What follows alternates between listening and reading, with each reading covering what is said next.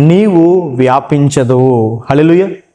వ్యాపించడం అన్న మాటకు అర్థం ఏంటంటే టు ఎన్లార్జ్, అభివృద్ధి పరచబడడం, విశాలపరచబడడం. దేవుడు మనల్ని వ్యాపింపచేస్తారండి. ఒకవేళ మీలో ఎవరైనా అనారోగ్యం విషయంలోనో, జాబ్ విషయంలోనో, జీతం తక్కువ వస్తుందనో, కుటుంబ విషయంలోనో, భవిష్యత్తు కోసం భయపడుతుంటే దేవుని వాక్యం సెలవిస్తుంది మీరు వ్యాపిస్తారు అని. హల్లెలూయా. మీరు అభివృద్ధి పరచబడతారని, మిమ్మల్ని మీ కుటుంబాన్ని దేవుడు అనేక మందికి దీవెనకరంగా మారుస్తారని, మీ కీర్తి వ్యాపిస్తుందని, దేవుడు మీకు మంచి పేరునిస్తారు, ఆ పేరు అనేక మందికి వ్యాపిస్తుందని. మోషే గారి తర్వాత యెహోషువ గారి పేరు, ఆయన కీర్తి వ్యాపించింది. ఏలియా గారి తర్వాత ఎలీషా గారు ఒక కీర్తి వ్యాపించింది.